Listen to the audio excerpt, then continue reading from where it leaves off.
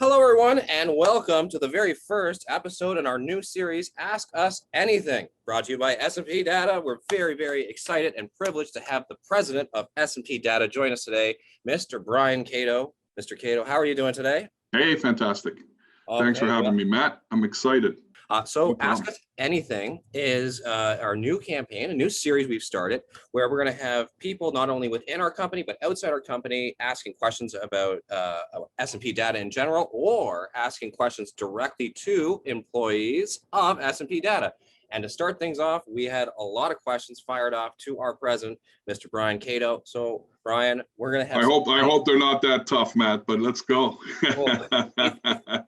I think you're going to be surprised. They're a little hard-hitting, but I think we're going to dig a little deeper into knowing a little bit more about you, a little bit more about the company. I'm excited, and you're very excited, I can tell. Yeah, all right. Great. Are you ready for the first one? I'm ready. All right. So our first question is, what was your first job, and what do you remember most about it? So my first job goes back to, without aging myself, goes back to when I was in grade 8. And my mother was a very senior manager at a company called Blue Cross. It's today Blue Cross Blue Shield, but it was in Toronto, Ontario. And I was about to go to high school, and my mom said, listen, you're going to need to learn some discipline and some work ethic. And so I want you to take, my job was working in the janitorial division of Blue Cross. And my hours were from 5 o'clock in the afternoon, Monday to Friday, to midnight. I had to clean the light balances of every floor.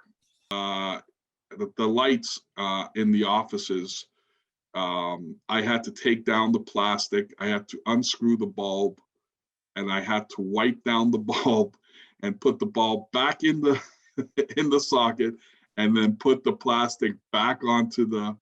So I assumed that they created this job so there'd be better lighting in the office, because there was a lot of dust in the lighting itself. Sure.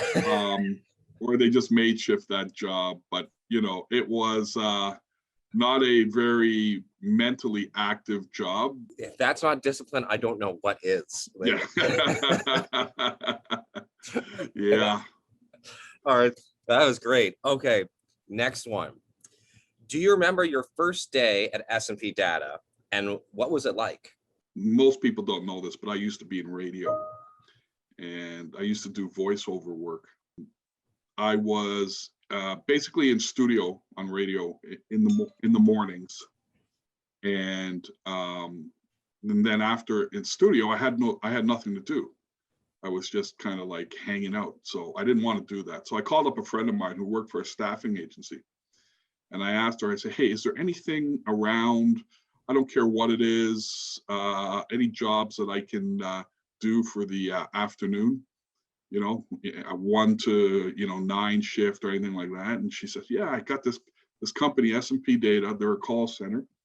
They're hiring right now for inbound sales. So I'm like, okay, all right, what's that? And she said, it's for a program called McDonald's.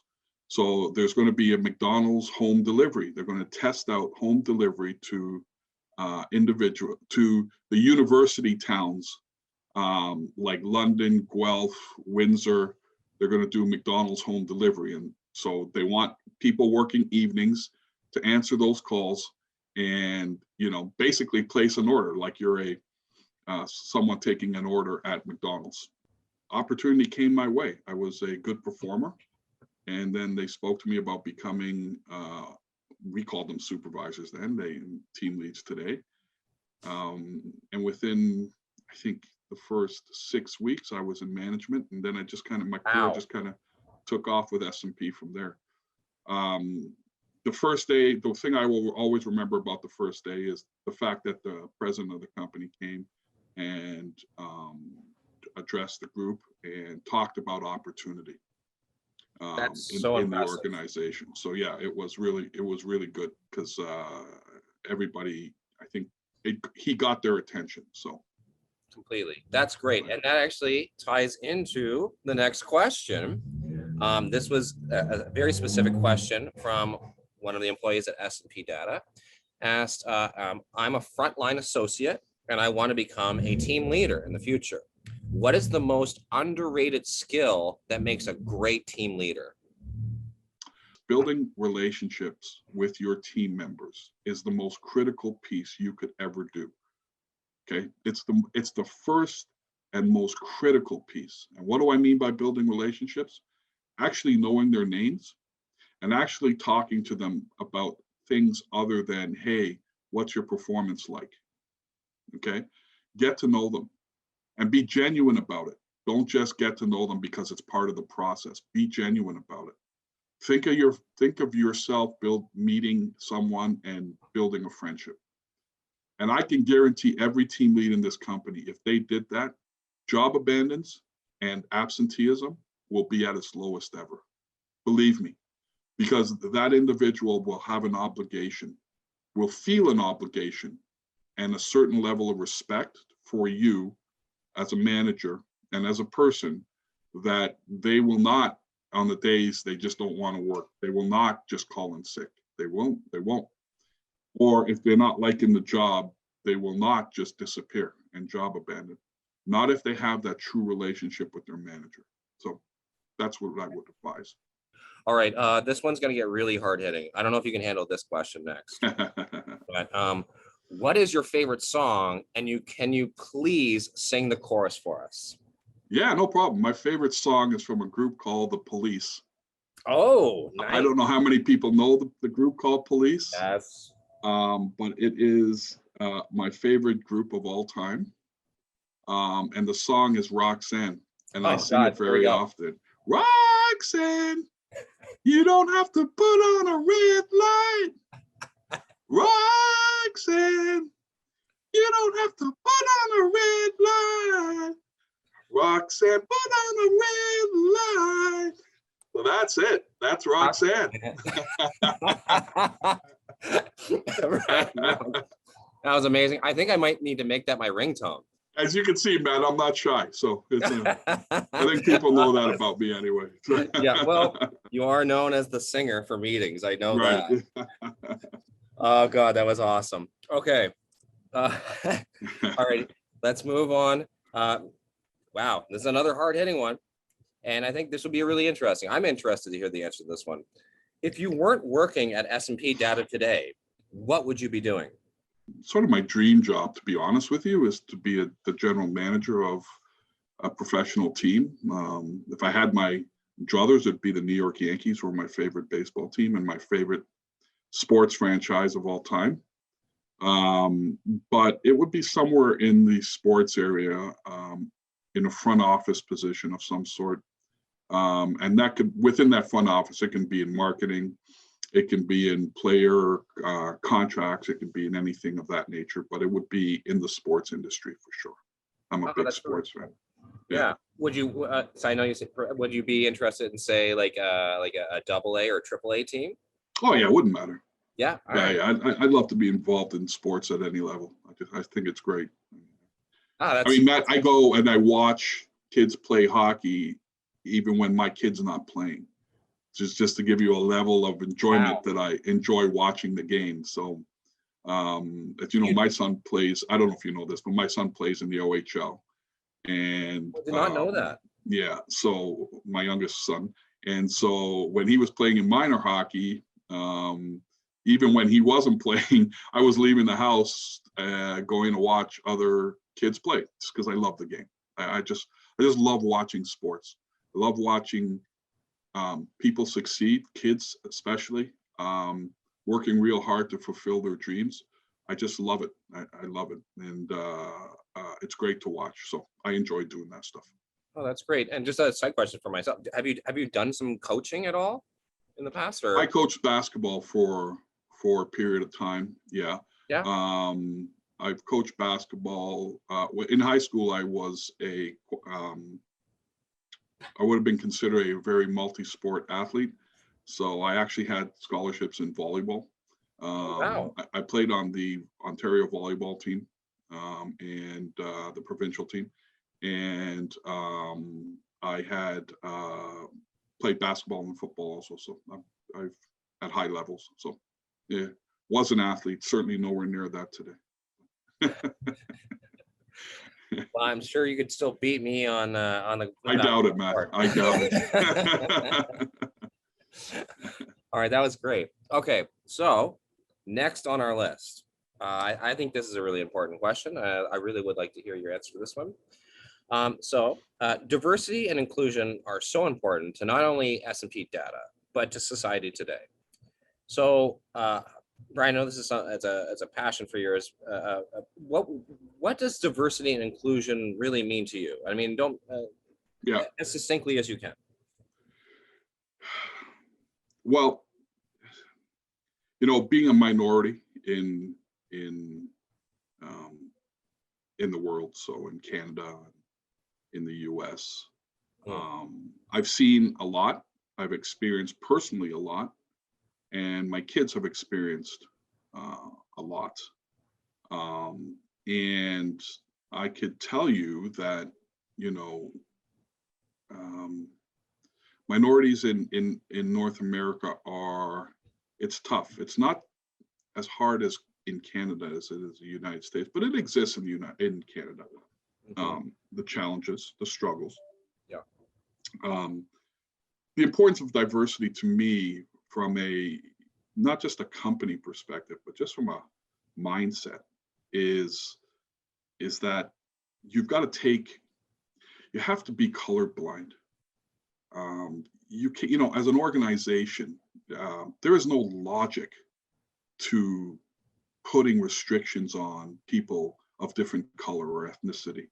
There's just no logic to it. Like, it doesn't, you can't tell me that, someone who is black or someone who is brown or something can't do a job as well as someone who is white. I mean, there's just no logic to that.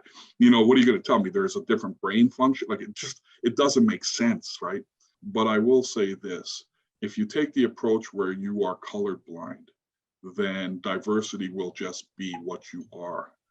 If you put colors, filters in your mind and in your eyes and in your vision, then not only are you limiting other people and opportunity, but you're limiting yourself as an individual and as a human being. You won't grow. Yes. Again, why would you exclude anybody? Like, there's just no logic to it. You know what I'm saying? So it just doesn't, we're all born equal. We all bleed the same color. We all, have the same desires. We all, want the same opportunities. So why should I not be able to get that? Just doesn't register with me for people who take that approach. And so, D&I is very close to me. I've been very fortunate in my work career because S&P Data has always informally been about D&I because we've really been colorblind. I've been with this company forever. We've been colorblind, and that's from our leadership, Dan Plaskis and David Bortz, because honest to God, they're colorblind. There is no, it has nothing to do with the color of your skin or your ethnicity or anything of your gender or anything of that nature. So it just, this company is great for that. And if you get people who are of the same mindset, it's fantastic. I'll tell you my only one pet peeve, and I see this in a lot of organizations, diversity and inclusion is a hot button today and everybody's talking about it, right? But I will tell you, most companies, they just talk about it, right? It's imperative that S&P Data not just talks about it, but bees about it. And that we are actually about what we talk. And, it's important for us to make sure that we bring that message forward to our current and future employees. It's really important that nobody feels limited here at S&P or excluded at S&P. Wow, really well put, Brian. And I can't agree with you more. I've seen companies, even companies I worked with before I got to S&P Data, they love putting up a poster, like putting out, some memes or a post to just say, yeah, we're about diversity, but they don't actually do anything about it. I've That's right. seen it firsthand evidence here in this company. And yeah, like you said, Brian and Dan, they really do care. Like yourself, you care so much. Yeah. And you see it across this company. It's a Yes. wide spectrum of people from every walk of life, but we're all the same. We're all the same. We're all the same. Yeah, That's really right. well put. Thank you so much for that. No All right, problem. we just got a couple more. Yeah, no problem. Okay, this one, I like this question. They've all been really good submissions. I really am happy with what we've Yes, done good here. questions. All Did right. our employees submit all these questions? Yes, Or they did. that's fantastic. Yeah, no, They did great work. they wanted to drill down on you. And these are They just the did good ones that work. we are allowed to ask you. Okay, next one. Who or what has shaped you the most and made you who you are today? On a personal level, that is absolutely my father. Mm. And my father was never an executive of anything or management or anything. He was blue collar, worked at General Motors. Actually, when he was younger, left school in grade 6. Wow. Actually, to learn how to make clothes because his family was very poor. And he self-taught by going to what they call them, tailors, so people who make clothes. Mm-hmm. This is back in the Caribbean, by the way. So this is long time ago, just to give people concept, right?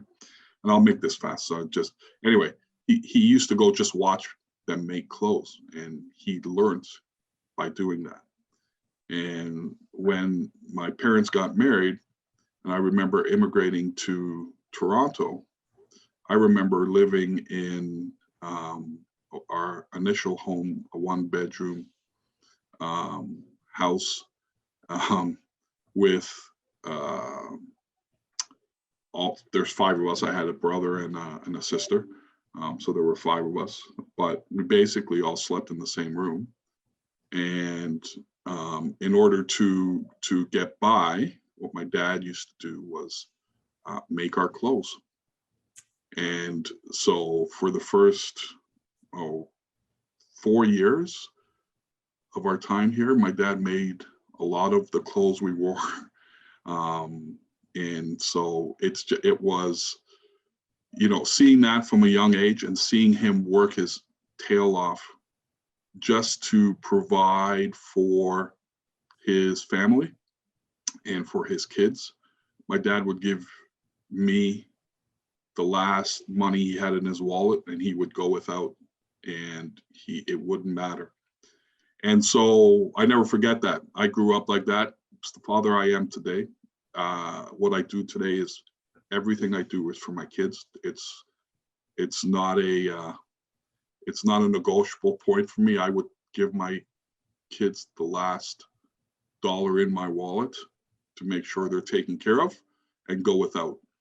So it's family is like everything. He instilled that in me. And it's how it's what I do. It's had the greatest impact watching him and his work ethic over my time. Yeah, that's the greatest impact from personal level. From a business standpoint, I would say it's probably Dan Plaschus, our CEO. Dan and I have been together almost 25 years, Dan, David, and I. And they both had major influence on my, not just career, but just my business acumen and my business sense. And, when you peel back the onion with both of those individuals, there's so much good that you can take out. And if you really observe and listen and understand the message they're trying to give, it's really powerful. And you can learn a lot if you want to, right?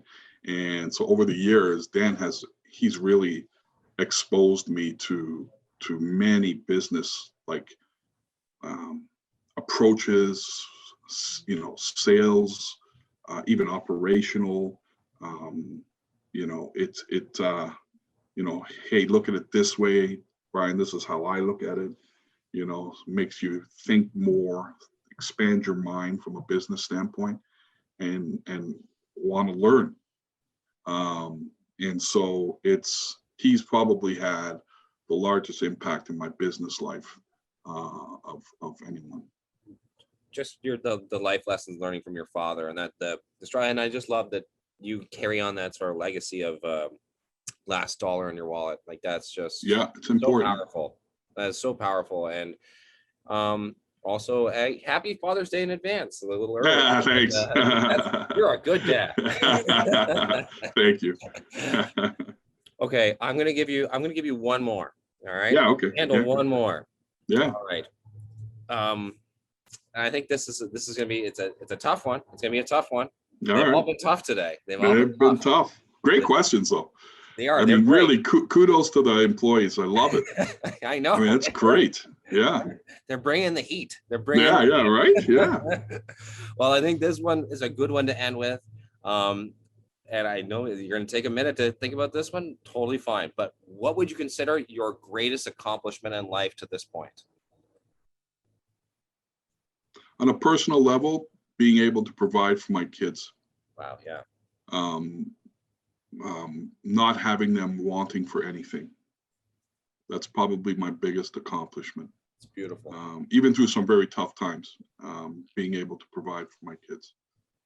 On a business level, mentoring people during my career at S&P Data and watching them go on to great things.